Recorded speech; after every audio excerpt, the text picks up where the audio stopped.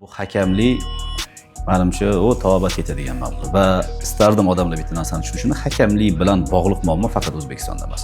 Hatto Angliyada, Ispaniyada, Saudiyada hammasida bor. O'zbekiston futbol rahbariyatida hakamlikni piri yaxshi bilgan, jahon darajasiga chiqqan inson bor, misol uchun. O'sha odamdan bu narsa ko'proq so'ralishi to'g'riroq, mendan emas. Mana o'sha vaziyat takroran rejissyorlarimiz namoyish etishmoqda. Agar kimdadir qandaydir savol qolib ketgan bo'lsa, javob topishga harakat qilib ko'rsin. Matbuot anjumanida bitta gap aytdi. Neftchi chempion bo'lsa, o'sha ortdagilar hissasi katta, maydondagilarni emas degan ma'noda intervyu berdi. Siz qanday tushundingiz shu gapni? Menimcha, agar Neftchi buni amalga oshirsa, o'sha ortdagi insonlar ko'proq qahramon bo'ladi shekilli. Qanaqa aytilgan bo'lsa, shunaqa tushundimmi? Bu gap ortidan keyin UFA surishtiruv boshladi. Mana shu surishtiruv qanaqa yakunlandi? Uni UFAdan so'rash kerak. Ko'pincha kommentada ko'ramiz, hakam anaqa qilgan payti diyor deydi, joyingni topshir deydi, u deydi, bu deydi. Biz hakamlarni o'qitmaymiz ham, hakamlarni o'yiniga tayinlamaymiz ham, umuman aralashmaymiz bu vaqtda. Biz hakamlarni moliyalashtiradigan tashkilotmiz. Qancha ko'p pul ketyapti, biz o'zimiz O'zbekistonlik bo'lib, futbolga katta pul beryapti, misol uchun odamlarda har xil turli fikrlar bor, to'g'rimi? Shunaqa deganimiz bilan ham Shahzod bitta narsani to'g'ri tushunish kerakki, futbolga ajratilayotgan pul nuqtai nazaridan biz Osiyoda 15talikka ham kirmaymiz baribir. Ya'ni bizda ham 2020-yilda men kelganimda ham qo'yilgan talab shu bo'lganki, hamma narsa milliy terma jamoalarning muvaffaqiyati uchun deyilgan shior bilan ishlaymiz. Assalomu alaykum. Bugun sport, bugun futbol obunachilari. Bizda intervyular davom etadi. Navbatdagi mehmonimiz O'zbekiston Professional futbol ligasi direktori Diyor Imomxo'jayev aka. Assalomu alaykum. Va alaykum assalom. Xush kelibsiz. Tig'iz taqvimda vaqt ajratganingiz uchun rahmat. Bemalol. Diyor aka, mavsum ortda qolmoqda. Ortda qolgan mavsumdan qay darajada ko'nglingiz to'ldi? Agar ko'nglim to'ldi desam, unda ish topshirish kerak bo'ladi, chunki o'sishda davom etayotganligimizni his qilyapmiz. Ko'p jabhalarni to'g'rilashga erishdik, o'zimizga ko'rinadigan jihatlar. Menimcha bu natijalarda ham sezilishi boshladi. Xalqaro maydonda ham, boshqa maydonda ham o'zimiz xohlagan narsaga, o'zimiz xohlagan maqsad sari ketishda davom etyapmiz, lekin qilishimiz kerak bo'lgan ishlar ko'p. Keyingi yil bundan ham yaxshi bo'ladi. Yangi yilni rejalashtirganmiz. Qanchalik qila olamiz, endi unisi Allohga ayon, lekin rejalarimiz bor hali. Hech qachon shu paytgacha mana shu mavsumdan qoniqdim deganim bo'lmaydi endi. Chunki ishimiz, kamchiliklarimiz ko'p hali. Shu savolimni sal boshqacharoq qilib beraman. Ortda qolayotgan mavsumda Diyor Imomxo'jayev yoki uni jamoasi, USPFL jamoasi futbolimiz uchun qilgan qaysi ishi bilan maqtana oladi? Maqtanmasa ham mana bu ishni qildik deb siz o'zingiz uchun xursand bo'lib qolgan ishingiz bor-ku baribir futbolda. Shahzod, shunisini shu ishni biz qildik, shu ish bilan anaqa qilamiz degan narsamiz xuddi bir ta'nada eshitilmasin, bu chiroyli ham bo'lmaydi. Nimalar qilganligimiz hali ko'p eslanadi, bilinadi, odamlarga seziladi. Shuning uchun hozir bor fikr xayolimni aytaman, undan ko'ra birinchisi bizga erishgan eng katta narsa shu futbolchilarni ro'yxatdan o'tkazish. Bu endi futbol jamoatchiligiga bu qadar ahamiyatli narsa emas. Bu ligani o'zini narsasi. Lekin biz o'sha o'zimizning platformani FIFA bilan integratsiya qilib, hamma narsani onlayn qilishga to'liq erishdik. Va mana hozir bir hafta ichida yana yangi loyihalarimiz ishga tushadi bu narsa bo'yicha. Jamoatchilikka sezilmagani bilan aslida bu futbol uchun qanchalik foydali narsa ekanligini hali 2-3 yildan keyin odamlar bilishadi, xudo xolisa his qilishadi. Shuni bir qismi bo'lganimizdan xursandmiz. Va eng katta orzuyimiz, rejamiz, tunu kun yonayotgan narsamiz bu teletranslyatsiyalar masalasi. Oxirgi 1,5 yildan beri buni yaxshilash, buni to'g'rilash, o'zimizning yo'limizga tushish va kelajakda albatta buni orqasidan daromad ishlash bizning asosiy narsamiz bo'lib turibdi. Shu yo'lda ketyapmiz. Yaxshi ketyapmiz, xudo xohlasa. Diyor aka har yili PFL matbuot anjumani qiladi, jurnalistlar ishtirokida moliyaviy hisobot beradi, qilingan ishlar aytiladi va o'sha matbuot anjumanda soatlab vaqt yurtimizdagi stadionlarni holati haqida gapiriladi soatlab. Joriy mavsumda qaysi stadionlar mavsumni yaxshi o'tkaza oldi, yaxshi holatda o'tkaza oldi va qaysi stadionlarda haligacha muammo bor? Mavsum tugayotgan bo'lsa-da muammolar bor va yangi mavsumda nimalar kutilyapti stadionlarning holati bo'yicha? qanday kutilmalar bor? Shahzod, shunaqangi tushuntirishimiz kerak. Rahmat shu savol uchun. Juda ko'pchilik tushunmaydi. Juda ko'pchilik bu narsani PFL vazifasi deb hisoblaydi. Aslini olganda har bittamiz uyimiz bor. Futbol klubini ham uyi bu stadion. Ya'ni u uni yuzi. Misol uchun har bitta klub siz uyingizga misol uchun qanaqa qaraysiz? Tozaligiga qaraysiz. Misol uchun remontiga, uni komfortiga, boshqa narsasiga e'tibor berasiz. Bu sizning yuzingiz ertaga mehmon kelganda. Futbol klubini ham buni his qilish kerak. Biza 2025-yilgacha bo'lgan loyihamiz, men 2020-yildan beri gapiraman. Har bitta stadionni o'zimiz xohlagan ko'rinishga, ya'ni drenaj tizimi, sug'orish tizimi, yoritish tizimi va gazon, ya'ni maysasini yaxshilash bo'yicha proyektimiz bor edi. Biz uni tugatdik aslida olganda. Lekin boshqa muammo ham bor. Biza 2020-2019-yilda boshlab boshqa stadionlarga bitta o'tganmizda, bosqichma-bosqich. To oxirigacha tugatgunimizcha birinchi boshlaganlarda muammolar paydo bo'lgan. Mana shunisi achinarli. Ya'ni men siz uyingizga borib har doim eslatib turishim shart emas-ku, to'g'rimi? Pardezni yuving, gilam kirib bo'lib ketibdi yoki bo'lmasa bu narsa talabga javob bermaydi deb. Endi buni futbol klub qilish kerak, lekin men baribir futbol klublarga ham minnatdorchilik bildirishim kerak. Ligani 2020-yildan boshlab qo'ygan qat'iy qarorlariga hammasi sidqidildan yondoshishdi va agar e'tibor bergan bo'lsangiz, hozir deyarli hamma stadionlar bir sidra o'zgardi. Endi biza o'rganishimiz kerak bo'lgan, yana talab kuchaytirishimiz kerak bo'lgan narsa mana kecha xabarini berdik. Endi mavjud infrastrukturani o'sha holatda, yaxshi holatda saqlab qolish. Keyingi vazifamiz shu ekanligini o'zimiz tushundik. Biz o'yladik 2025-yilgacha hammasini qilib olsak, bu yog'iga faqat rivojlanishga ketamiz degunimizcha baribir shu muammolar bilan o'ralashishimizga to'g'ri kelyapti. Oddiy misol keltiraman, misol uchun Olmaliqdagi stadion. Yaqindagina ta'mirdan chiqqan, hamma talab bo'yicha men kombinat rahbariyatiga minnatdorchilik bildiraman. Yoritish tizimi deymizmi, elektron tablo deymizmi, sug'orish, drenaj hamma tizimni zo'r qilishdi, lekin mavsum yakuniga kelganda hozir achinarli ahvolga tushib qoldi.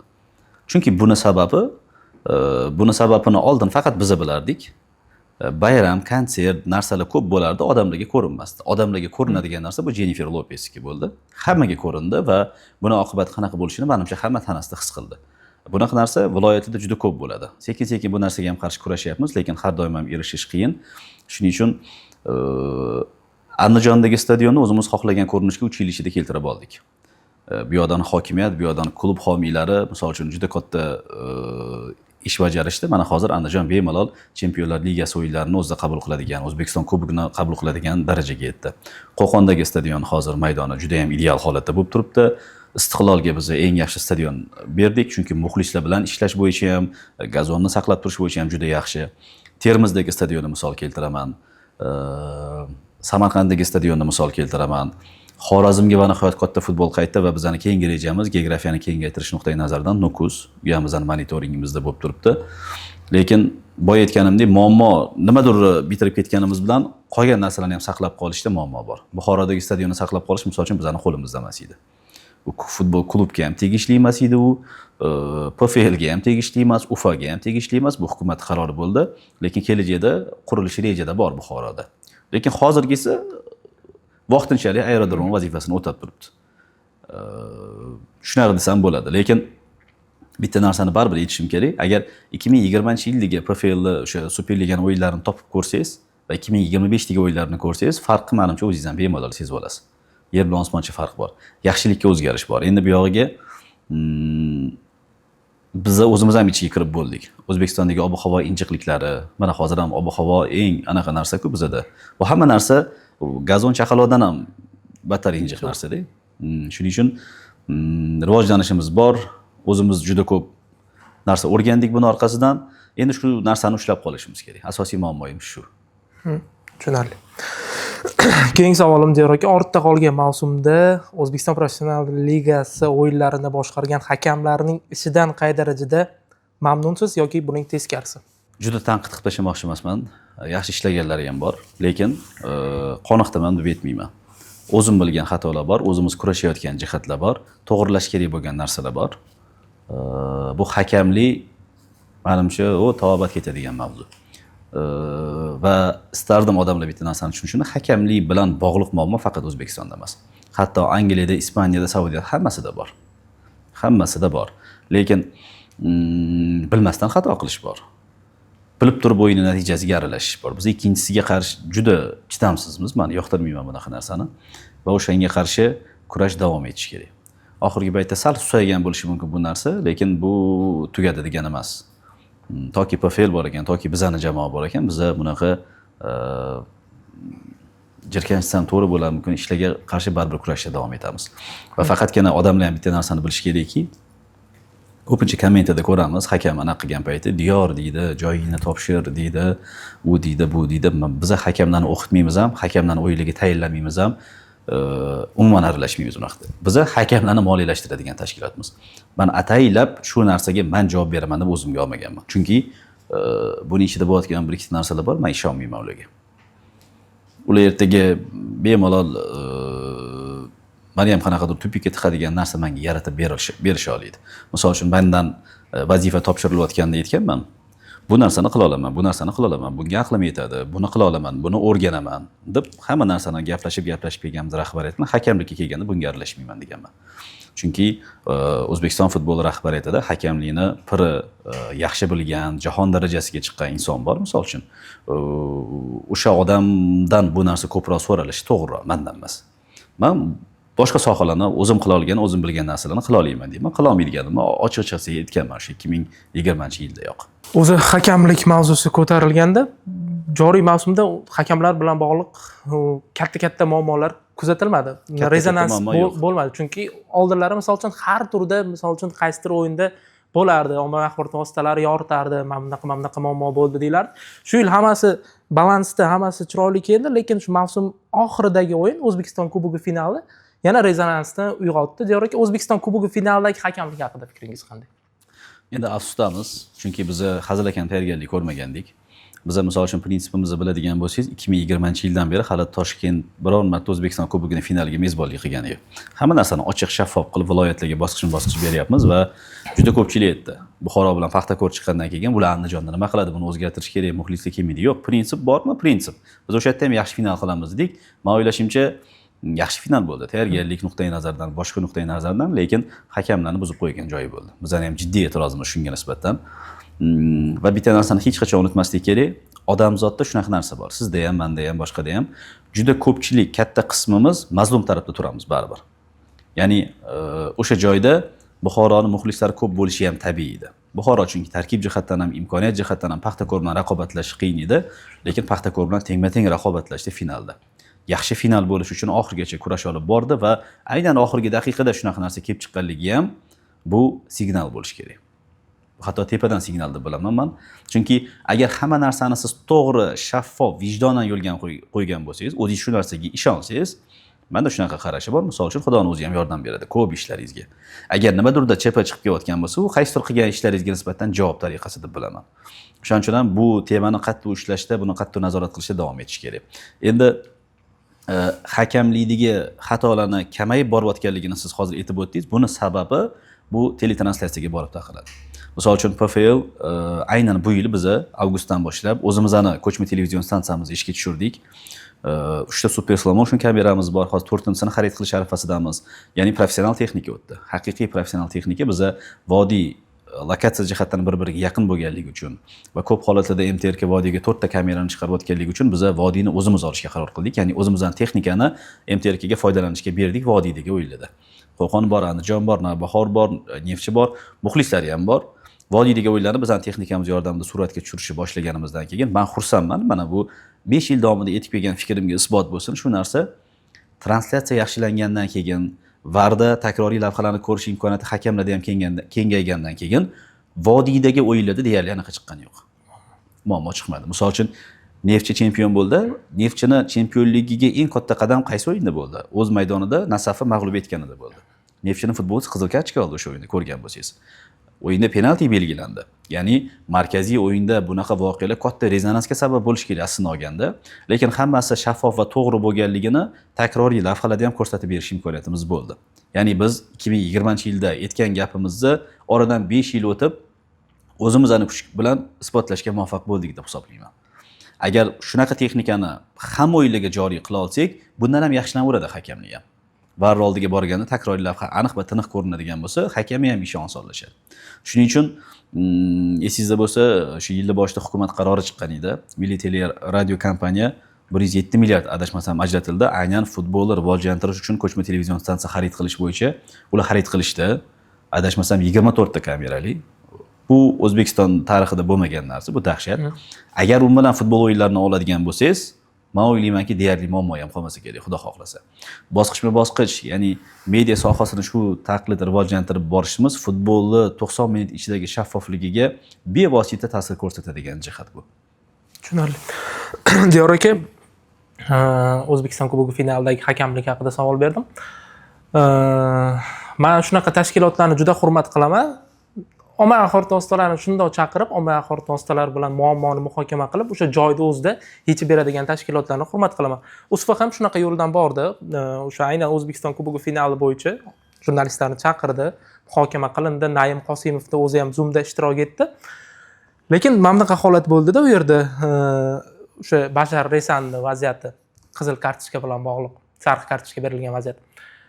U yerda Ma'mur Said Qosimov bor, Askar Najafaliyev, Jahongir Saidov hakamlar aytib o'tirishibdi, o'sha epizodga izoh berishyapti. Bu o'sha kitobida ham yozilgan, qizil kartochka berilishi kerak bo'lgan vaziyat.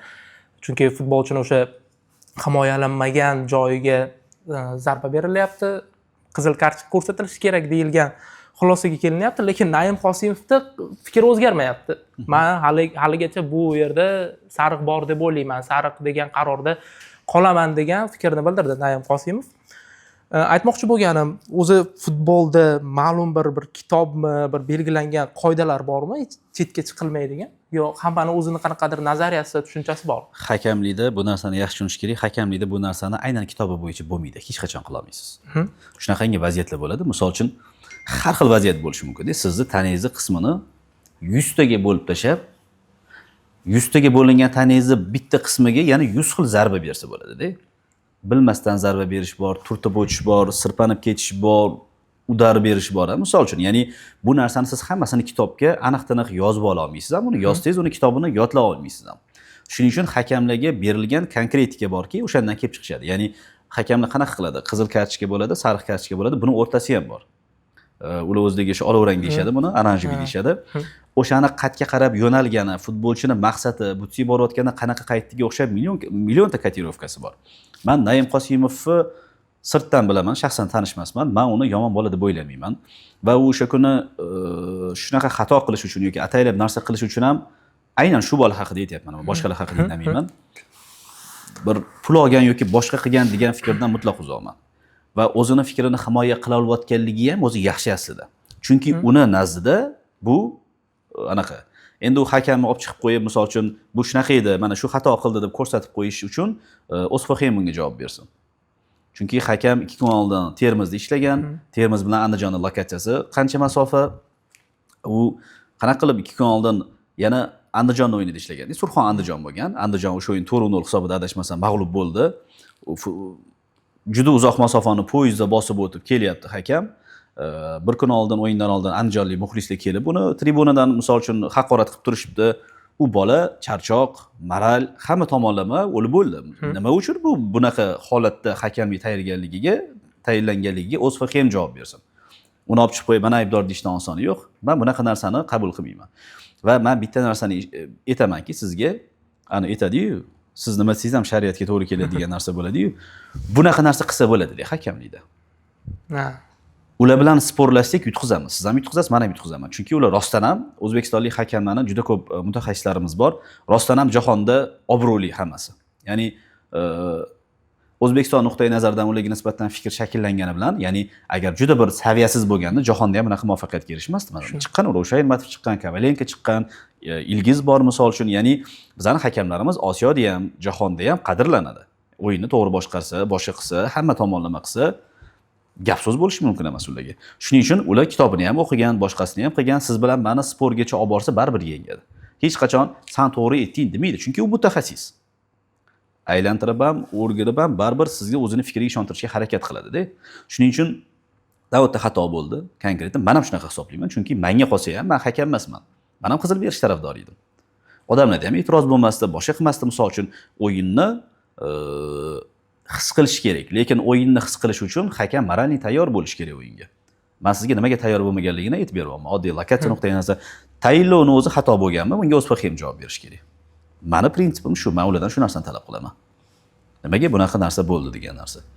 Juda ko'pchilik aytayapti, chet eldan hakam olib kelish kerak edi deb. Chet eldan hakam olib kelish kerak degan narsa yo'q aslida. Chet eldan hakamni o'zini hakamlarga ishonmaydigan odam olib keladi. Misol uchun bizda assotsiatsiya ham, FHM ham hakamlarimizga ishonadi. Endi ishonmaydigan holatida qanaqadir parda ortida nimadir ishlar qilayotgan bo'lsa, buni tegishli organlar ko'rib chiqish kerak va men har doim tarafdorman, nafaqat ko'rib chiqish kerak, aniqlaydigan bo'lsa, jinoiy javobgarlikka tortish kerak. Adashmasam 1 yilcha bo'ldi, oldin yo'q edi bu narsa. 2023-yilda ham yo'q edi. Misol uchun biror bir hakamni o'yinga ataylab natijasiga aralashgan taqdirda jinoiy javobgarlikka torta olmas edingiz. Shunchaki futboldan chetlashtirardingiz. Assotsiatsiya PFL kelishib, o'sha raisi yordamida biz o'sha paytda buni anaqaga kiritdik qonunchilikka. Endi jinoiy javobgarlik bor. Menga aytsa bir ikkita hakamni borib qamasin agar hammasini aniqlaydigan bo'lsa. Bu narsa qolganlarga ham ta'sir qiladi-da. O'shaning uchun ham men bu temada ko'p gapirishni xohlamayman, lekin o'zimning pozitsiyamni aytaman. Biz doim kurashdamiz. Biz doim norozi tomonlarimiz bor liga sifatida, juda ko'p masalada. Lekin men boya aytganimdek, ataylab aralashmaymiz. Qaysi o'yinga kim tayinlanishini. Shu ishni qilayotganlar bu narsaga sizning savollaringizga javob bersa to'g'ri bo'ladi. Bizga ham xafa bo'lamiz. Shuncha tayyorgarlik qildik, O'zbekiston Kubogi yuqori suratda o'tgan yilgi finalni olaylik, misol uchun qanchalik o'sib kelyapmizda, shuncha 1 yil davomida qilgan tayyorgarligingizni agar bitta xushlik bilan kimdir buzib qo'yadigan bo'lsa, kimga alam qilmaydi bunaqa narsa? Bu hakamlik bo'yicha tortishuv butun dunyoda bor, men sizga aytganimdek, Real bilan Barselona o'yinidan keyin misol uchun. Butun O'zbekiston ikkiga bo'linib hakam muhokama qiladi. City bilan United o'ynasa ham, boshqa qilsa ham. Shuning uchun bu tugamaydigan mavzu. Tushunarli. Diyorga Neftchi chempion bo'ldi. O'sha Neftchi chempionlikka yaqinlashayotgan bir paytda Nasaf ustozi Ro'zi Qo'lberdiyev matbuot anjumanida bitta gap aytdi. Neftchi chempion bo'lsa, o'sha ortdagilar hissasi katta, maydondagilarni emas degan ma'noda intervyu berdi. Siz qanday tushundingiz shu gapni? Qanaqa aytilgan bo'lsa, shunaqa tushundimmi? Bu gap ortidan keyin UFA surishtiruv boshladi. Mana shu surishtiruv qanaqa yakunlandi? Uni UFAdan so'rash kerak. Bu hammaga tushunarli mavzu. Surishtiruv boshlaydigan narsa deb hisoblamayman men. Misol uchun chunki konkret fikrni aytib turibdi. Lekin konkret fikrni aytgandan keyin uni siz Ro'ziqul Berdiyevni aybdor qilib jazoga ham torta olmaysizda. Bunday olib qaraganda yomon gap gapirmagan. Yaxshi ma'noda gapirdim deyish mumkin. Yomon ma'noda gapirgan bo'lsa yoki boshqa bo'lsa, uni burish juda aqlli gapi gapirdi misol uchun. Lekin uni fikrida jon bor. Chunki Neftchini chempion bo'lishi faqatgina shu kamandani anaqasi emas, rostdan ham. Butun Farg'ona harakat qildi-da bu yerda. Men to'g'ri ma'noda mana liga rahbari sifatida aytaman, butun Farg'ona harakat qildi. Viloyat hokimidan tortib, misol uchun nimaga biz aloqalarimiz yaxshi, boshqa narsa hammasi harakat qildi. Va Nasaf o'tgan yili chempion bo'lganda ham xuddi shunaqa bo'lgan Nasafda ham. Faqatgina Ro'ziqul Berdiyev bilan jamoasi harakat qilmagan. Misol uchun o'sha Sho'rtan gazi rahbari bor. Shuhrat Hasanov degan odam, men juda hurmat qilaman. Futbolni ipidan ignasigacha mutaxassis darajasida tushunishdan tashqari o'zbekistonlik ayol futbolchilarni ham taniydigan insonda. Mana shu darajadagi ichiga kirgan odam, boshqa sohada ishlaydigan odam. Bu ham Nasafni muvaffaqiyatlarida oxirgi paytlarda o'sib kelishiga shu darajada hissa qo'shgan odam. Ya'ni futbolni orqasida turgan insonlarni siz shunchaki o'chirib qo'yolmaysiz yoki Paxtakor natijalari Jahongir Ortiqxo'jayev bo'lishi mumkin. Bor-ku, misol uchun, to'g'rimi? Juda ko'p jamoalarimiz orqasida turgan tadbirkorlar bo'lishi mumkin, hokimlar bo'lishi mumkin, homiylar bo'lishi mumkin. Shunaqa insonlarni o'chirib qo'yolmaysiz. Bu shu gapni shunga yo'naltirib qo'yish kerak, tamom. Agar u konkretni ayblasa, bu yerda qanaqadir pul rol o'ynadi yoki hakamda sotib olindi yoki boshqa bu yerda detal bor deyiladigan bo'lsa, unga surishtiruv boshlab, uni gapiga spros so'rash kerak. U to'g'ri bo'ladi. Juda bir anaqa qiladigan narsa emas. Men o'ylashimcha. Normal holat. Normal holat. Endi Ro'ziqul Berdiyev ham men tushunaman u paytda, chunki baribir alam bu futbol klubiga, ayniqsa Nasafga o'xshagan, Neftchiga o'xshagan, Paxtakorga o'xshagan futbol klublarida doim bosim bo'ladi-da. Bular hali maydonda 90 minut futbol o'ynashdan tashqari shu 90 minut futbolgacha va undan keyingi 90 minutlik futbolgacha bo'lgan bosim bo'ladi-yu. Muxlislar tomonidan, odamlar tomonidan har xil dafga bo'ladi-da. Pulni beburt sovur bossan deydigani bo'ladi, so'kadigani bo'ladi, o'yinni, ya'ni butun dunyoda shunaqa tema. Bu katta klublar shunaqa bosimga qarshi kurashadi. Berdiyev ham xalqaro maydon chempionlik darajasini oshirib qo'ydi. Odamlar endi bundan yana shunaqa kutadi. Shunaqa bosimda turganda odam qanaqadir gapni emotsiyada chiqarib yuborishini nima deysiz misol uchun? Siz ham aytgansiz u gapni, men ham aytganman u gapni. Futbol tepasida turgan boshqa rahbarlar ham baribir emotsiyasini bosolmaydi. Futbol shunaqa o'yin. emotsiyalardan iborat boshqa narsa. Shuning uchun men shunga yo'l qo'ydim shunchaki. Bunaqa ichiga kirib olamshumollarni ham qilganim yo'q. Keyingi savol Diyor aka, chempionatimiz kuchayyapti, bu bor gap, sezilyapti yildan yilga. Lekin xalqaro maydonda klublarimizning ishlari unchalik yaxshi emas so'nggi yillarda. Bunga sabab nimada deb o'ylaysiz? Men bu narsaga ajablanishni, vahima qilishni istamas edim. Chunki agar oldingi intervyularimni ham meni kuzatadigan o'zimning auditoriyam bor. Misol uchun fikrlarimni tahlil qiladigan odamlar bor. 2020-yilda gapirgan gapimga hozirgi gapim to'g'ri keladi. Meni eng katta yutug'im shu, Allohga behisob shukr. Oldin ham aytganimdek, biz futbolchi eksport qiladigan mamlakatga bo'la olamiz. Va 2020-yilda ham o'sha prezident qarorlari yozilish boshlangan paytda ham shu fikrni aytganman. O'zimizni Xorvatiyaga qiyoslashni so'raganman shu paytda. Ya'ni deyarli bir vaqtda mustaqil bo'lganmiz. Kimdir Yugoslaviyadan, kimdir sobiq ittifoqdan, qarashlarimiz, imkoniyatlarimiz deyarli teng. Mana misol uchun o'sha Serbiya, Xorvatiya, Bosniyalarni oladigan bo'lsangiz, O'zbekistonni ham misol uchun iqtisodiy tomondan, boshqa tomondan imkoniyatlari deyarli shunaqa. Biz hech qachon Angliya, Ispaniya, Germaniya bo'la olmaymiz-da. Osiyoning o'zida Angliya, Ispaniya, Germaniyalari bor. U Saudiya bo'lishi mumkin, Yaponiya, Koreya va hokazo misol uchun. Ya'ni qancha ko'p pul ketyotdi biz o'zimiz O'zbekistonlik bo'lib futbolga katta pul beryotdi, misol uchun odamlarda har xil turli fikrlar bor, to'g'rimi?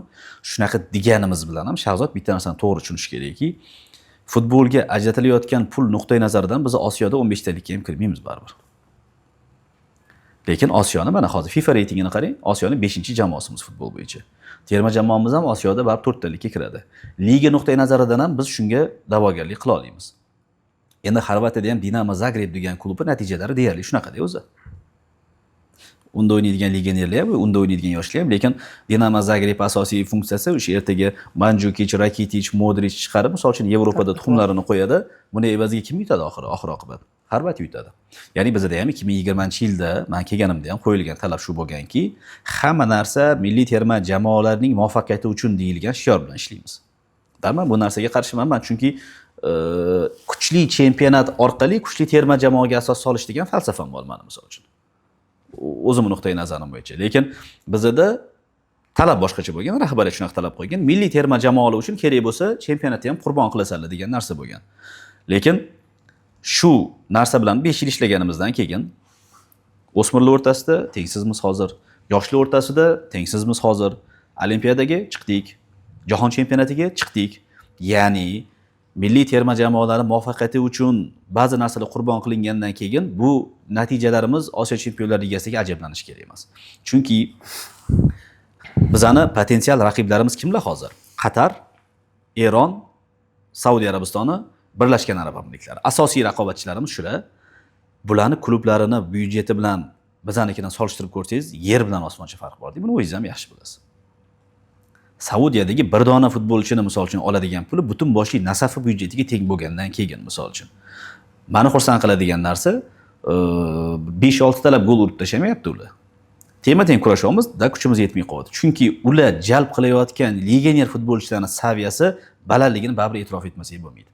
Misol uchun Birlashgan Arab Amirliklari bilan o'ynadi O'zbekiston. Qatar bilan o'ynadi O'zbekiston. Kim kuchli? Terma jamoa miqyosida. Biz ulardan kuchlimiz. Jahon chempionati saralashda ham ko'rsatdik, Osiyo kubogida ham misol uchun ko'rsatyapmiz. Lekin jamoani, arablarning jamoalarini asosan kimlar tortyapti? 10 ta 15 talab legioner futbolchilar va 10-15 talab mahalliylashtirilgan, baribir xorijdan kelgan futbolchilar. Misol uchun Afrikaning juda ko'p mamlakatlari bor. Nigeriyadan, Liviyadan, Marokashdan, boshqa yerdan kelgan yaxshi saviyadagi futbolchilar fuqaroligini olyapti kerak bo'lsa, o Quintanalar bo'lardi, misol uchun esingizda bo'lsa. Va qolgan kelayotgan legionerlarning saviyasi bilan bizning futbolchilarning saviyasini o'lchab bo'lmaydi. Va shu nuqtai nazardan qaraganda, men mutaxassis nuqtai nazaridan natijalarimizni normal deb hisoblayman.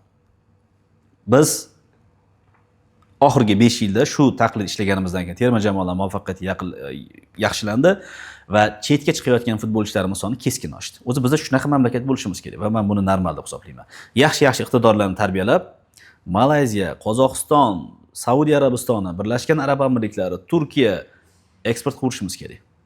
Tayyor kadrni eksport qilishimiz kerak. Ertaga o'shanda Husanovlarimiz, Shomurodovlarimiz, Fayzullayevlarimiz nisbatan ko'payadigan mamlakatimizda o'zi bizda. Shuning uchun bu voqelik bir kutilmagan yoki bir avariyniy holat emas men uchun. Tushunarli. Devor aka, qaysi futbolchi bilan gaplashsam, hozirda O'zbekiston futbolida qaysi muammo bor, qanaqa muammo bor deb so'raganimda, ko'pincha agentlar bilan bog'liq muammolarni aytishadi. Bizda yaxshi agentlar yetishmaydi. Talantlar ko'p O'zbekistonda. Hozirgidan juda ko'p.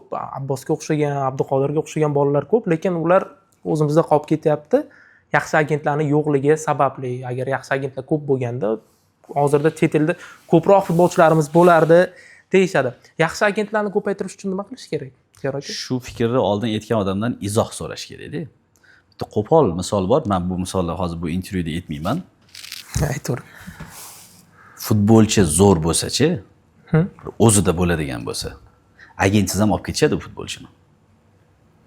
Bizada agentlarni ko'paytirish, agentlarning ustida ishlash degan narsani hech qaysi futbol assotsiatsiyasi o'ylamaydi. Na Angliyada, na boshqa yerda. Bu butkul boshqa yo'nalish, soha. Va bizada hozir O'zbekistonlik bizada bu narsa anchagina rivojlangan. Nimaga Husanov ketdi? Nimaga Fayzullayev ketdi? Nimaga Shomurodov ketdi? Nimaga boshqa bolalar chiqib kelyapti? Ish bor. Bu futbolchining saviyasi ham shunga daraja. Bu futbolchimiz zo'rda, shu agent ishlamaganligi uchun qolib ketayotgan qaysi futbolchi ekan, misol uchun? Bu absurd tushuncha-ku. O'shga harakat qilishimiz kerak. Biz bu yo'lda liga sifatida qanaqa ishlayapmiz? Keyingi yildan boshlab o'yinning intensivligini oshirish bo'yicha, ya'ni toza o'yin vaqtini oshirish bo'yicha. Bu narsa futbolchilarning o'ziga foyda bo'ladi. Vaqt cho'zish kamayadi, kurash ko'payadi. Kurash ko'paygandan keyin jismoniy tayyorgarlik yana ham yaxshi bo'ladi va futbolchilar o'rtasida raqobat paydo bo'ladi. Ertaga bizni, misol uchun, Oybek Bozorov 34 km/soat tezlikkacha chiqdi, bunisi 33 km/soatgacha chiqdi desa, boshqalar nimaga men bunaqa darajaga chiqa olmayman degan narsa bo'ladi baribir, ya'ni. O'sha narsani o'stirmoqchimiz va juda ko'p platformalar bor, futbolchining statistikasini, futbolchining maydondagi harakatlarini tahlil qiladigan, bo'lib o'rganadigan narsalar bor.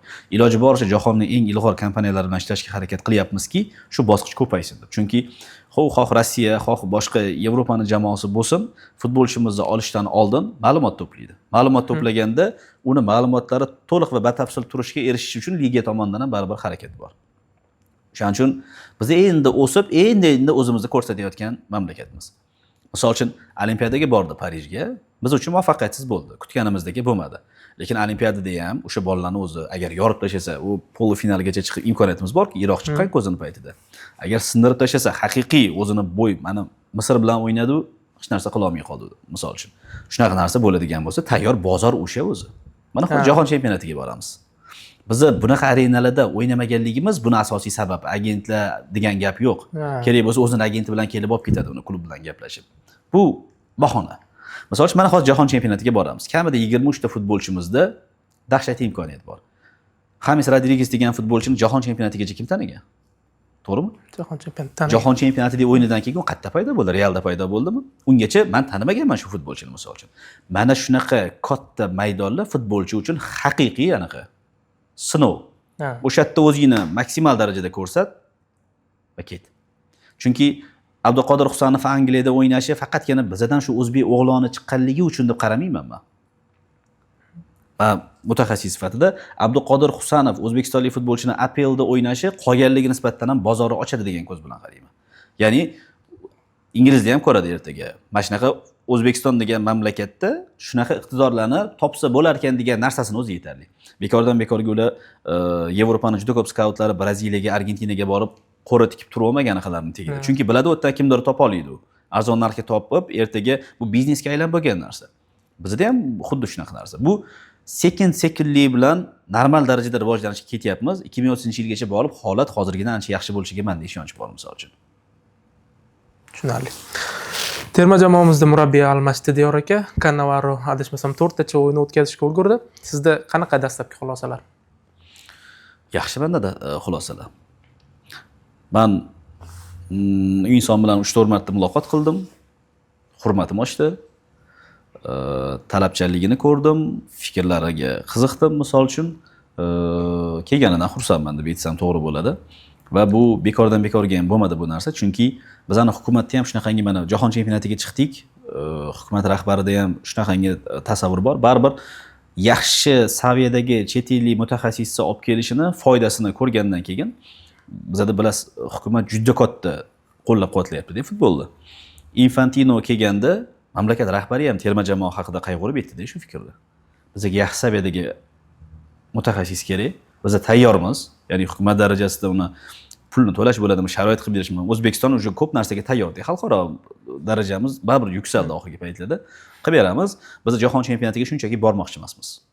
Jahon chempionatida ham dostoyniy o'ynamoqchimiz degan narsa bo'lgandan keyin Infantino juda yaxshi ko'radi O'zbekistonni, juda hurmat qiladi prezidentni, chunki bilib turibdi, ko'rib turibdi bu yerda nimalar bo'layotganligi, shu tavsiya qilindi Kannavaro. Buni qat'adir muvaffaqiyatga erishmaganligi shu paytgacha bu absurd tushuncha. Kimdir qachondir baribir birinchi muvaffaqiyatiga erishadi. Hech kim onasini qonidan 10 ta kubok bilan tushmaganda, Fergyusonni olasizmi, Ancelottini olasizmi, sekin-sekin chiqqan. Balki Kannavaroga shu narsa O'zbekiston orqali yuqar deb hisoblayman. Men o'zimiz ham, siz ham misol uchun terma jamoa o'yinidan oldin men ham o'zimizcha xayolimizda men buni o'rnida bo'lganimda bunaqa tarkib tushirardim degan dard bo'ladi. Har bitta futbol muxlisining ichida bo'ladi. Men bitta qoyil qolganim 4 ta markaziy yarim himoyachini bitta tarkibga sig'dira oldi mana hozir. Alayn Kapda agar ko'rgan bo'lsangiz, men misol uchun o'zim ham bunaqasini o'ylamaganman. Bu degani 4 ta himoyachidan tashqari 4 ta bunaqa yarim himoyachini borligi himoyalanayotgan paytimizda 8 ta himoyachi bo'lib ketdi-da. Saloh ham hech narsa qilmadi misol uchun. Ya'ni agar o'zini xohishlarini chempionatda kuzatyapti, futbolchilarni o'rganyapti, boshqa qilyapti, yaxshi ishtiyoq bilan kirishdi ishga, shu yo'nalishda ketsa, balki potensial imkoniyatimiz jahon chempionatida umidimiz bor degan narsa bari oshyapti odamlarda. Shuning uchun men faqat omad tilayman bu borada. Terma jamoaga ham, murabbiyga ham. O'z navbatda U17 terma jamoamizning mundialdagi ishtiroki haqida fikrlar qanday? Yaxshi fikrlar. Ko'proq narsa kutilgandi, lekin baribir futbolchilar munosib o'ynashdi. Nega ko'proq narsa misol uchun? Men deyarli shu narsani kutganman, shu narsa chiqdi. Biz o'smirlar futbolida bungacha ham bunaqa natijalar ko'rsatganmiz, o'zingiz bilasiz misol uchun. Dilshod Nuraliyev paytida bo'lgan, Yevsefeyev paytida bo'lgan o'smirlar va yoshlar futbolida yaxshi natija kutishga haqlimiz doim. Bizdagi asosiy muammo shu 17 yoshli futbolchi bilan 23 yoshli futbolchining o'rtasidagi anaqa bor. Shu xavf. Shu yerda juda ko'pchilik yo'qotamiz, boshqa qilamiz va buning ustida ishlanyapti, tobora yaxshi ishlanyapti, yaxshi qarorlar qabul qilinyapti. Shu muammomiz. Atak yoshlar va o'smirlar futbolida u xoh Italiya bo'lsin, xoh Angliya bo'lsin, menimcha istaganim bilan o'yna olamiz. Italiya kuchliligi ko'rinib turdi. Bolalar oxirigacha harakat qilishdi. Bularga rahmat aytish kerak. Umidli yigitlarimiz borligini o'zimiz ham his qildik. Shuning uchun ajablanadigan joyi ham yo'q, bir ur-yiqit qiladigan joyi ham yo'q. Dostoyniy yaxshi komanda qildi Ismoilov. Men xursandman. Endi shunaqa o'smirlar va yoshlar futbolida natija ko'rsatib kelayotgan mutaxassislarni iloji boricha Superligaga integratsiya bo'lishidan men xursand bo'laman. Endi bular katta futbolda o'zini ko'rsatadigan davr keladi-da, o'zi missiyasi tugagandan keyin. Shuning uchun men futbolchilarga, murabbiylik shtabiga ham omad tilayman. Yaxshi natija bo'ldi. Diyor Imomxo'jayev orzu qiladigan futbol tizimi qanaqa ko'rinishda bo'lishi kerak va bu tizim O'zbekistonda hozirda qay darajada shakllanyapti yo shakllanib bo'ldi? Yo, shakllanib bo'ldi deb aytmayman, lekin juda yaxshi ijobiy o'zgarishlar bor. Juda yaxshi ijobiy o'zgarishlar bor. Oldimizda faqatgina shu o'smirlar va yoshlar terma jamoasini o'ylardi, keyin bular sakrab o'tish kerak edi katta futbolga. Mana shunga ko'prik qilindi 5 yil davomida. Hozir agar Ufaga e'tibor beradigan bo'lsangiz, oldin 3-4 ta terma jamoasi bo'lgan, hozir 20 dan ortiq terma jamoasi bor Ufani. Bu boya aytganimdek davlat qo'llab-quvvatlagandan keyin hammasiga pul topib berilyapti-da. Adashib ketasiz. Aniq murabbiy necha yosh ilgari murabbiydi deb o'zimiz ham adashib ketamiz. Chunki bizning asosiy ishimiz baribir liga-ku, misol uchun. Murabbiylar, jamoalar va har bittasini xorijiy yig'inlariga, ichki yig'inlariga misol uchun mablag'i bor, boshqasi bor. Bu narsa nimaga olib keldi? Har bir yosh toifasidagi futbolchini yo'qolib qolmasligi uchun eng zo'r ko'prik, bundan zo'r ko'prik bo'lishi mumkin emas-da. 12 yosh, 13 yosh, 14 yosh, 15 yosh har bittasini bor. Bu Yevropadan olingan model. Bizda qilindi. Yevropadan nima oldik? Terma jamoalar markazi, bu men oldin ham aytdim. Bu qanchalik katta yutuqligini hali jamoatchiligimiz his qiladi hali. O'zbekiston futboli bu 30 yildan oshdi misol uchun. Anaqamiz bor, mustaqillikka erishganimizdan beri terma jamoa ko'chmanchi bo'lgan. Hali u klubdan, hali bu klubdan maydon so'rab yurganda, hozir o'zini qurgan, Marokashdan o'rganda, Turkiyadan o'rganda, boshqa mamlakatlardan o'rganda, o'zini qurgan markazi hozir bu kelajakda juda katta effekt beradigan narsa-da. Shuning uchun to'g'ri yo'ldamiz. Qaysi jabhalarda xatolar bor? Men o'zimga ham ichki dardlarim bor misol uchun. Bunaqa qilsa yaxshi bo'lardi. Bu qilsa nimaga shunaqa bo'lmayapti? Nega shu narsa cho'zilyapti degan narsalar bor. O'zim bilan qolsin. Lekin umumiy planda qaraganda yaxshigina o'zgarish bor. Lekin bu men orzu qilgan futbol emas hali. Diyor aka, futbolchi imidji nima? O'zbekistondagi futbolchilar o'z imidjidan qay darajada to'g'ri foydalanyapti va futbolchi imidjiga ta'sir qiluvchi salbiy omillar haqida so'zlab bersangiz. Bu oxirgi paytda eng rivojlanayotgan narsa. Misol uchun, mana shu yerda o'sha agentlarning roli seziladigan narsa. Boya bergan savolingizga kelsam, misol uchun futbolda muvaffaqiyatlarga erishilgandan keyin hozir misol uchun televideniyani yoqadigan bo'lsangiz, futbolchilarni ham face ko'paydi o'sha. Zo'r TVni qo'yasizmi, yoshlar telekanalini qo'yasizmi? Futbolchilarimiz bittasi u kartani reklama qiladi, bittasi bu mahsulotni reklama qiladi. Misol uchun imiji paydo bo'lishni boshladi. Endi buni to'g'ri sota bilish va bundan to'g'ri foydalanish, xudo behudaga sarflamaslik uchun bu endi to'g'ridan to'g'ri futbolchining vazifasi emas. Chunki futbolchining o'zi talab qilinadigan u maydon. Uni bunaqa narsalar bilan shug'ullanadigan odamlar yetaklaydi odatda. Shartnomalarni tuzishi yoki buni Face'dan foydalanish degan narsa O'zbekistonda endi paydo bo'ldi, endi rivojlanyapti. Ichki chempionatda bu narsani zo'rida bo'lmaydi. Men oldin ham aytganman, misol uchun APLda o'ynayotgan istalgan futbolchi mashhurda, Angliyada. O'zbekistonda o'ynayotgan istalgan futbolchi O'zbekistonda hali mashhurlik darajasiga chiqmagan. Oddiy misol uchun ketma-ket 5 yil to'p urgan Dragan Cheranni ham futbol jamoatchiligi tanimasa agar O'zbekistonda. Siz misol uchun ertaga makroda ko'rib qolib yoki kartinkada ko'rib qolib yoki yana kimlardir shu futbolni ko'rib turadigan odam tanimasa, butkul futbolga aloqasi yo'q odam Dragan Cheranni bilmaydi, misol uchun. Abduqodir Husanovni menimcha hozir hamma biladi. Mana buvman biladi misol uchun. Sizni onangiz yoki otangiz ham biladi. Ya'ni futbolga qiziqish shart emas. Bular shu darajaga chiqdi yoki Eldor yoki Abbossi. O'shaning uchun bizani O'zbekistonning ichki chempionati endi rivojlanishni boshladi. O'sha Jamshid Iskandarov olamiz va misol uchun o'zimizda bilgan yaxshi puxta yulduz futbolchilarimiz ham hozirgi holatda asosan baribir futbol jamoatchiligi uchun yulduz bo'lib turibdi. Bularni butun mamlakat bo'yicha yulduz bo'lish uchun boyiga shu teletranslyatsiyalar, media, buni orqasida juda katta ishlash kerak edi. PFL mediasi hozir qanaqa ishlayotgan bo'lsa, butun klub shunaqa ishlash kerak, ularning atrofida turganlar shunaqa ishlashga o'tish kerak. Endi bu anaqa bozorda talab va taklif degan narsa bor-ku, o'shanga qarab sekin-sekin rivojlanib keladigan narsa. Hozir istalgan odamda misol uchun yulduz bo'lish imkoniyati bor. Instagram omon bo'lsin, Facebook omon bo'lsin, misol uchun bu bilan oddiy o'tirgan, uyda o'tirgan qizlar ham bilyapsizmi, hozir misol uchun 1 million podpischiki bor. Uni follow qiladigan odami bor, boshqasi bor. Ya'ni bugungi platformalar bilan, bugungi imkoniyatlar bilan juda ko'p narsaga erishsa bo'ladi. Endi siz aytgan narsani hozir men soatlab talabalarga ma'ruza qilsa bo'ladigan tema-da bu. Bir narsalarga bo'lib tashlab, shuning uchun bizda endi paydo bo'ldi va endi rivojlanishga o'tdi. Tushunarli. O'zbekistonda muxlislik haqida gapirsangiz, muxlislik so'nggi yillarda qay darajada o'zgardi, qay darajada progressga erishdi? Shu futbol klublarining muxlislari shu haqida. Progress zo'rligini menimcha hamma bilsa kerak. Kerak bo'lsa Parijga borib ham ovozi chiqishni boshladi O'zbekistonda misol uchun. Birlashgan Arab Amirliklari qanchalik qo'rqib ketganligi sizning savolingizga javob. Birlashgan Arab Amirliklari hal qiluvchi o'yinda butun stadion O'zbekiston bo'lib ketib qolmasin deb nimalar qilishmadi. Men juda ko'p izzat nafsimga tegadigan narsa-da bu. Odamlarimizni aeroportdan kirgizmasdan chiqarib yorib, u hamma narsa qildi-da, Emirat shu bizani yutishga. Shunaqa xursand bo'ldim, shu jahon jamiyatiga chiqqanimizdan emas, shunani qoldirib ketganimizdan shunaqa xursand. Shu gapni aytishim kerak. Ya'ni bu muxlislik darajasi oshganligimizga haqiqiy javob. Butun boshli Osiyomi rivojlangan mamlakatda O'zbekistonlik muxlislardan qo'rqdi. Ertaga bizani uyimizda O'zbekiston o'zini uyida o'ynayotgandek bo'lmasdi. Lekin bizda bitta yomon narsa bor. Muxlis stadionga kelib turish uchun jamoa yaxshi o'ynab turgan bo'lish kerak. Yomon o'ynasa u kela olmaydi qarchi. Bu muxlis emas.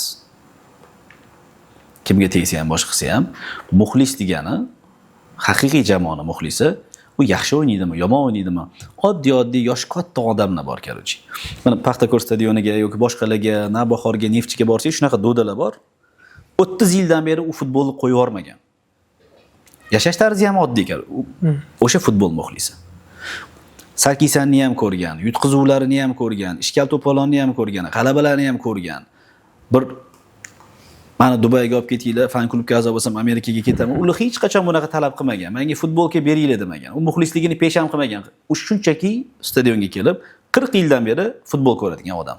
Ana o'shalar muxlislar. Farqi yo'q, Neftchi yutadimi, yutqizadimi, Navbahor yutadimi, yutqizmadimi. Ana u muxlislar. Shunaqa muxlislar kerak-da. Misol uchun MUning natijalari yomonlashib ketdi-yu. Old Traffordga 20 ming odam kelganda ko'rdingizmi? Hech doim 70 ming. O'sha anaqada kontingent. Ya'ni tanqid bo'veradi. Uni ham so'kadi, boshqa qiladi, e'tirozini bildiradi, rahbariyatda iste'fosini talab qiladi. Bu narsa bor. Bu hech qachon bu kerak narsa. Lekin jamoasi uchun, ular uchun rahbariyat o'zgaradi deb hisoblaydi. Mana vatanni tanlolmaymiz-ku, to'g'rimi? Hukumat o'zgaradi, prezident o'zgaradi, hokimlar o'zgaradi, liga hamma narsa o'zgaradi, vatan o'zgarmaydi. Ular jamoasini shunaqa deb biladi. Jamoa o'zgarmaydi ular uchun. MU stadioniga kelib, rahbariyatiga ket deyishi mumkin, futbolchini so'kishi mumkin, murabbiyni olib kelishi mumkin, lekin MU deganda, Manchester United deganda uni ko'zini oldiga butkul boshqa narsa keladi. U doim yaxshi kunlarda ham, yomon kunlarda ham Old Traffordda kerak bo'lsa imkoniyatini topsa boshqa joyda ham jamoasi bilan birga. Ana o'sha muxlis. Shuni anaqa qilishimiz kerak edi. Diyor aka, Superligada yilning eng yaxshi futbolchisi bo'lish uchun, eng yaxshi murabbiy bo'lish uchun nomzodlar e'lon qilindi va bu g'oliblar qanday ko'rinishda aniqlanadi, qanaqa qilib aniqlanadi va qachon e'lon qilinadi? Bitta e'lon qilib boriladi. Aniqlanishi bekitadigan joyimiz har yili biz betaraf 15 ga yaqin ekspertni e'lon qilamiz. Sobiq murabbiy bo'lishi mumkin, sobiq futbolchi bo'lishi mumkin, jurnalistlarimiz bor. Ya'ni biror bir klubga aloqasi bo'lmagan, lekin Superligani doim kuzatib boradigan, futbol jamoatchilik taniydigan 15 nafarga yaqin ekspertimiz bo'ladi. O'shalar ovoz beradi doim. Liga ham aralashmaydi, assotsiatsiya ham aralashmaydi. O'sha ekspertlar o'yinlarni kuzatib borgani sari o'shalarning ovozi bilan aniqlanadi hammasi. Mana hozir Fair Play sovrini topshiriladi. Bitta chempionat tugashiga qarab ramziy terma jamoa, yaxshi futbolchi to'pirar, bitta e'lon qilib boramiz. Buni cho'chdan ma'noyi ham yo'q.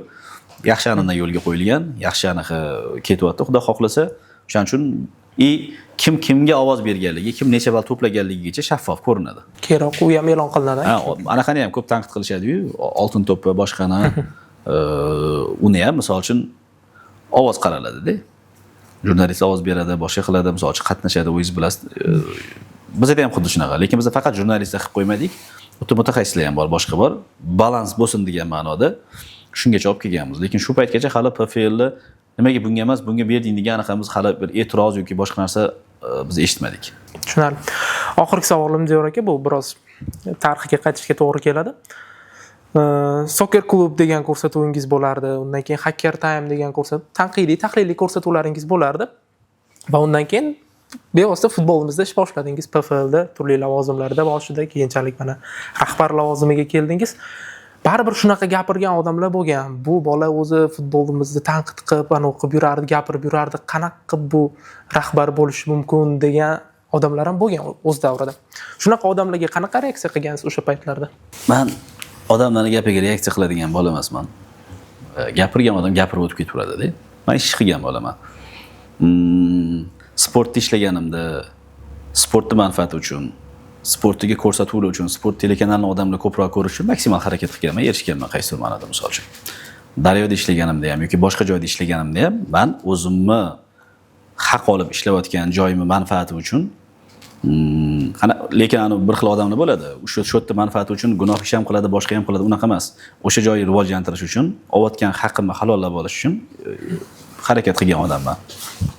Futbol qanaqa ketkazishganligini bilasiz endi. Buni hamma biladi, boshqa qiladi misol uchun. Keyinchalik imkoniyat paydo bo'lganda yoki bo'lmasa balki menga imkoniyat men o'zim bitta qilib ko'rganda berishgandir o'sha paytda imkoniyat. Men ham o'ylab, boshqa qilib o'zim gapirgan gaplarimni, qilgan tanqidlarimni aslida hayotda qilsa bo'lishini isbotlash uchun ham kelganman. Va Allohga behisob shukr, men juda ko'p narsani meni kuzatadigan odamlarga isbotlab qilsa bo'lishini keltirib bera oldik. Shu 5 yil davomida qilingan ishlar va 5 yil davomidagi natijalarimiz o'g'limni bog'chaga tashlayotganda katta anaqa bor. Plakat osilgan. Shu 2025-yillik muhim narsalar futbol turadi-da. Misol uchun oldin bunaqa narsalarda hayotda futbol turmagan. Agar e'tibor berayotgan bo'lsangiz, oxirgi paytda sportiy futbol, misol uchun futbolga baribir odamlarning qarashini o'zgartira oldik deb hisoblayman-da. Shuni bir qismi bo'lganimdan, shuni bir qismiligim o'shalarga javob shu gapiradigan odamlarga. Va Xudoga shukr, men bitta narsani ich-ichimdan his qilaman va shu narsadan toymaslikka harakat qilaman. Ertaga ketgan taqdirimda ham qilgan ishlarimiz baribir tarixda qoladi. Va qanaqa ishlaganligimiz ketganimizdan keyin ham ligada ko'rinadi, xudo xohlasa. Shuning uchun bunaqa gap so'zlar boshqalar gapiravermaydimi, nima ishimiz bor. Bizda gapirish kasb bo'lib qoldi. Даже misol uchun anaqalarga ham qarasangiz, Shahlo Ahmedovani ham ko'rsangiz, uni ham ko'rsangiz, boshqani ham ko'radigan bo'lsangiz, anaqalar chiqib ketdi hozir. Uni juda ko'pchilik qanaqadir mashhur videoning tagiga yozilgan kommentariyalar alohida yo'nalish bo'lib chiqdi. Odamlarni kuldiradigan, boshqa qiladigan, chunki xalq buyuk ijodkorda. Oddiy odamlar viloyatlardan turib shunaqangi zo'r aniqlik yozib qo'yadi kommentda. Bu bitta soha. U farqi yo'q, u sizni hurmat qilish emas, boshqa emas. Xolisa qituv patingizga tegadi, xolisa jig'ingizga tegadi, xolisa haqoq, lekin shunaqangi narsa yozadiki, misol uchun buni qabul qilishga tayyorman. Ya'ni nimaga bunaqa deyapti, nega odamlar yomonlash kerak, mana bunaqa qilyapmiz deb chochimiz yo'q, unaqa narsa emas. O'zini paytida manaman degan odamlarga ham ta'na dashnomlar bo'lgan, toshlar otilganda, biz ularni oldida kimmiz misol uchun. Shuning uchun juda normal narsa gapiraversin. Umuman gapirmay qo'ysa ham bo'lmaydi o'zi. Unutilib yovib ketasiz misol uchun. Tushunarli aka, ajoyib suhbat uchun tashakkur. Kelganingiz uchun tashakkur. Men ofisimizni ko'rdingiz, tez ko'rsak yana xursand bo'lamiz. Bemalol, Xudo xolasa. Kelgusi ishlaringizga omad tilab qolamiz. Rahmat Shahzod. Ko'rishamiz.